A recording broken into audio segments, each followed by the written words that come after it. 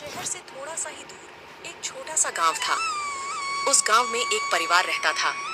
परिवार में गरिमा और उसका पति बिरजू और उनके दो बच्चे चिंकू और पिंकी रहते थे। उनका परिवार बहुत हंसी खुशी जीवन व्यतीत कर रहा था कि तभी उनके जीवन में एक दुर्घटना होती है। कार एक्सीडेंट में उसके पति बिरजू की दोनों टांगें खराब हो जाती हैं, जिस वजह से बिरजू घर पर बैठ जाता है।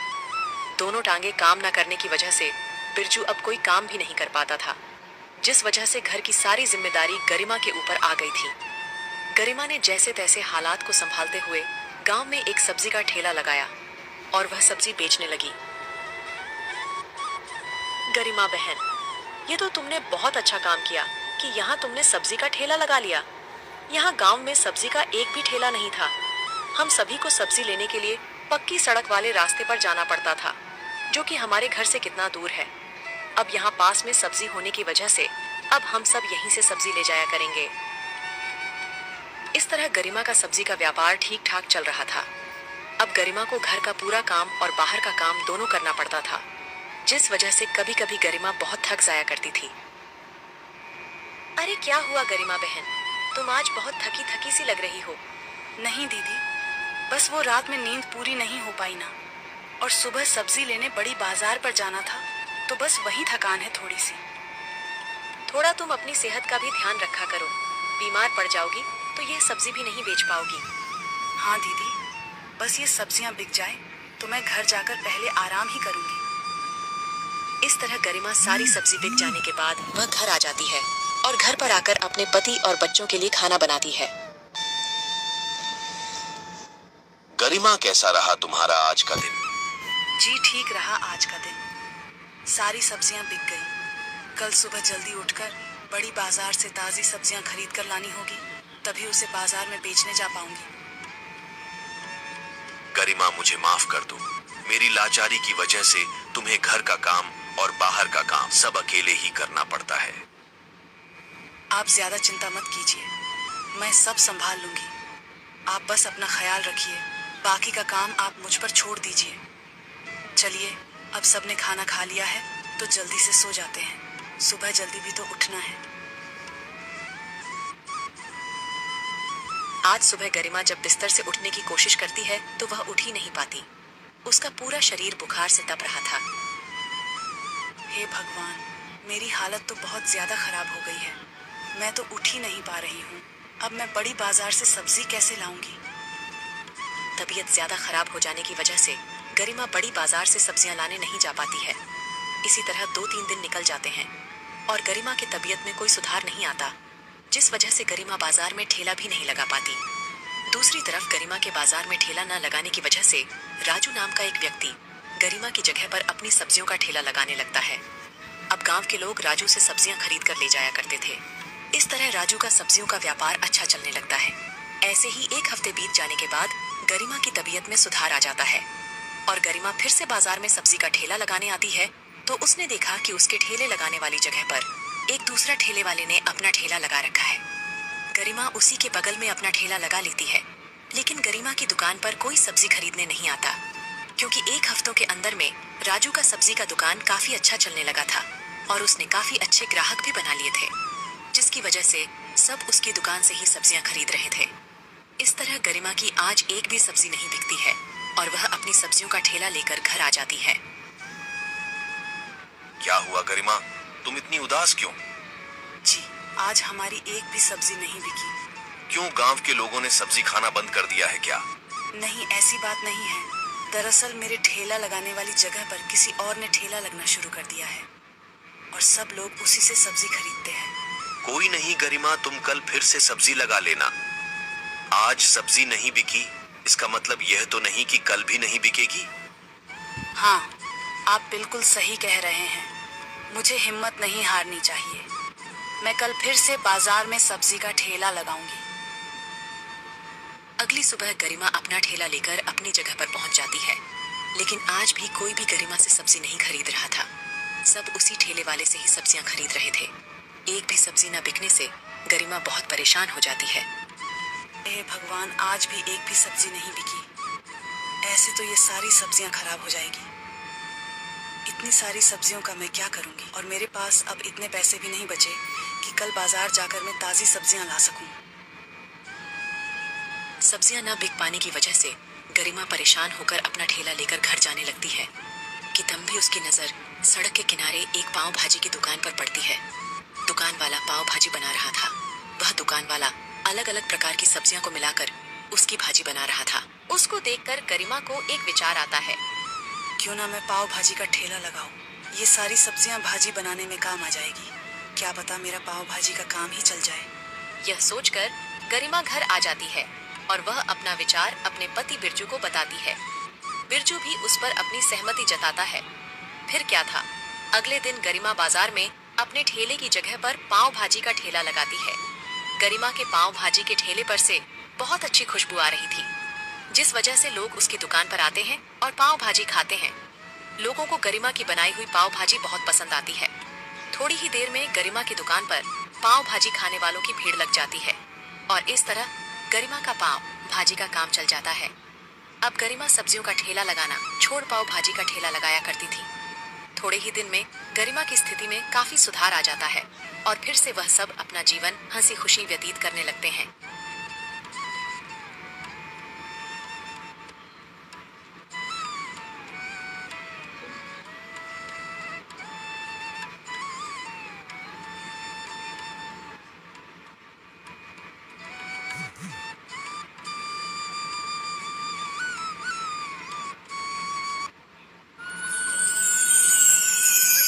काशीपुर नाम का एक गांव था। गांव में हरिया नाम का एक कुम्हार रहता था। हरिया मिट्टी के घड़े बनाता था और उसे बेचकर जो भी पैसे मिलते उससे वह अपने परिवार का पेट पालता था। इसी गांव में सेठ लालचंद भी रहता था। वह सेठ गांव के भोले भाले लोगों को थोड़ा सा कर्ज देकर उनसे ज्यादा ब्याज वसूल करता था। हरिया ने भी अपनी बेटी की शादी के लिए उससे कर्ज लिया था और घड़ों को बेचकर आए पैसों से वह सेठ से लिए कर्ज को धीरे धीरे उतार रहा था। लेकिन सेठ लालचंद की नीयत खराब थी। वह धीरे धीरे करके ब्याज की रकम को बढ़ाता जा रहा था। ऐसे ही एक दिन जब हरिया सेठ लालचंद को ब्याज की रकम देने जाता है। अरे ये क्या, बस 700 रुपए। हरिया, तुझे मुझसे कर्ज लिए 4 साल हो गए हैं। मैंने तुझे कहा था ना कि हर महीने ब्याज की रकम बराबर मुझे देते रहना, लेकिन तूने अभी बीते कुछ महीनों में मेरी बराबर रकम वापस नहीं की है। इसलिए अब मैं ब्याज की रकम को 4% बढ़ा रहा हूँ। पर सेठ जी, आपने अभी पिछले 2 महीने पहले ही तो 2% ब्याज बढ़ाया था। हाँ बढ़ाया था, लेकिन मुझे नहीं पता था कि तुम मेरे पैसे देने में इतना टाइम लगा देगा। इसलिए अब से ब्याज की रकम हर दूसरे महीने में बढ़ेगी। इस बार तो मैं ये 700 रुपए रख रहा हूँ, लेकिन अब से अगले महीने से तुझे हर महीने 900 रुपए मुझे देने होंगे। पर सेठ जी, ऐसे तो मेरे घर का खर्चा चलाना भी बहुत मुश्किल हो जाएगा। मैं बहुत मुश्किल से पैसे जोड़ जोड़ कर आपको देता हूँ। देख हरिया, ये सब मैं नहीं जानता 900 रुपए देने हैं, मतलब देने हैं, वरना तेरा जो घर है ना, वो मुझे जबरदस्ती हथियाना पड़ेगा। या तो तू मुझे मेरे पैसे हर महीने देता रही हो या फिर अपना घर। ठीक है सेठ जी, मैं आपको हर महीने ब्याज की रकम देता रहूंगा, पर आप घर लेने की बात ना करें। एक ही तो छत है हमारे पास, अगर वह भी आप ले लेंगे तो हम कहाँ जाएंगे। हरिया चुपचाप घर वापस आ जाता है और घर आकर फिर से घड़े बनाने लगता है। तभी हरिया को परेशान देखकर उसकी माँ उससे पूछती है। क्या हुआ हरिया बेटा, तुम इतने परेशान क्यों दिख रहे हो? हरिया अपनी माँ को वह सारी बात बताता है जो लालचंद ने उससे कही थी। मैंने तुझसे पहले ही कहा था बेटा, यह लालचंद एक नंबर का लालची इंसान है, इससे कर्ज मत ले। पर तूने मेरी बात नहीं मानी। यह लालचंद बस गरीबों का खून चूसना जानता है। पर माँ, मैं उस समय करता भी तो क्या, बिटिया की शादी के लिए और किससे कर्ज मांगता। मेरे पास और कोई रास्ता ही नहीं था। अब मुझे और ज्यादा मेहनत करनी होगी, पहले से और अधिक घड़े बनाने होंगे, जिससे मैं ज्यादा से ज्यादा घड़े बेच सकूंगा।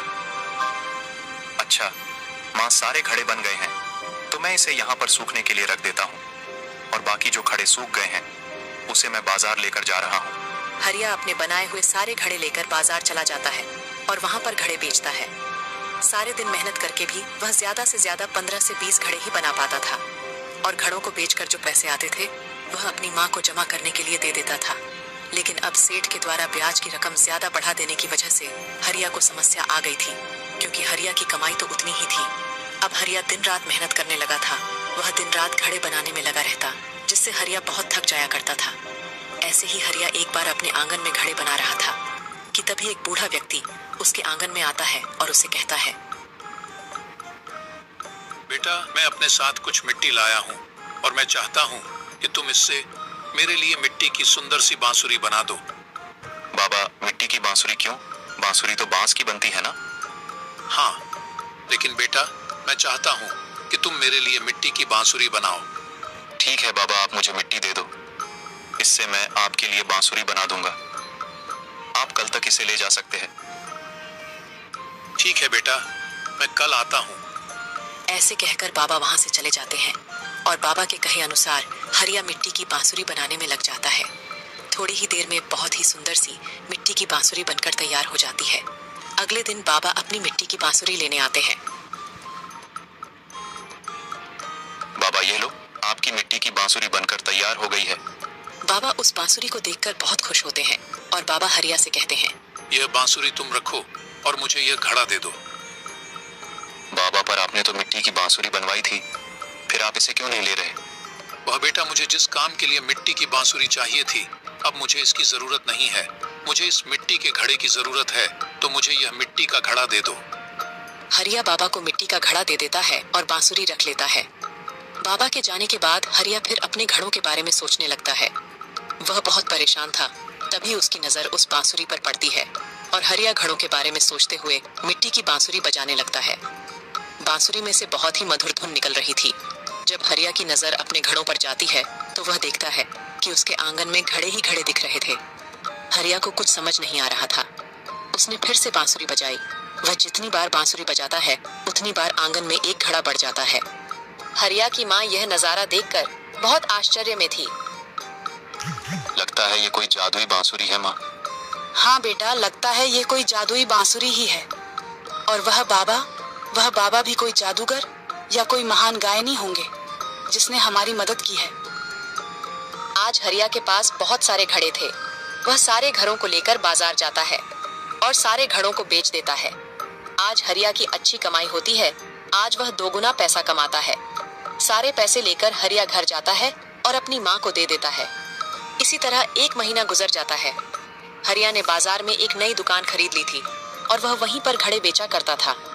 हरिया के दुकान पर कई डिजाइन के अलग अलग घड़े थे, जिन्हें लेने के लिए लोगों की भीड़ हमेशा ही उसके दुकान पर लगी रहती थी। ये लो पैसे, इस महीने बहुत अच्छी कमाई हुई है।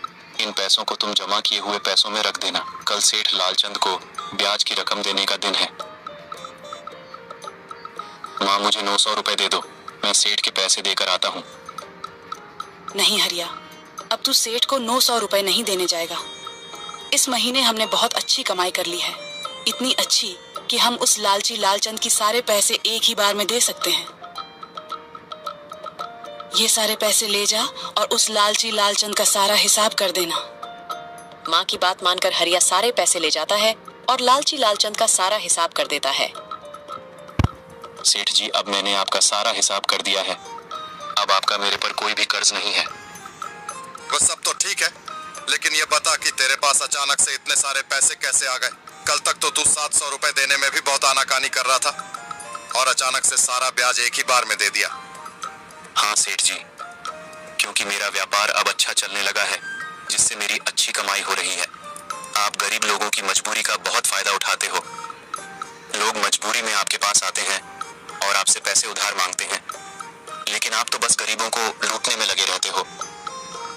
आपने मेरी गरीबी और मेरी मजबूरी का बहुत फायदा उठा लिया, लेकिन अब बस, आज के बाद मैं आपसे कभी पैसे नहीं लूंगा। और हाँ, गांव के भी भोले भाले लोगों को तुमसे कर्ज लेने के लिए मना कर दूंगा, क्योंकि तुम झूठ बोलकर पहले कर्ज देते हो, फिर कर्ज का पैसा बार बार बढ़ाकर लोगों की मजबूरी का फायदा उठाते हो। इतना कहकर हरिया वहां से चला जाता है। अब हरिया की जिंदगी पहले से बहुत अच्छी हो गई थी। हरिया ने गांव के भोले भाले लोगों को सेठ लालचंद की बुरी नीयत के बारे में बताया, जिससे गांव के लोगों ने सेठ लालचंद से कर्ज लेना बंद कर दिया। इस तरह वह बाबा के दिए जादुई बांसुरी ने केवल हरिया की जिंदगी को ही नहीं बदला, बल्कि गांव की हर लोगों की जिंदगी को बदल दिया।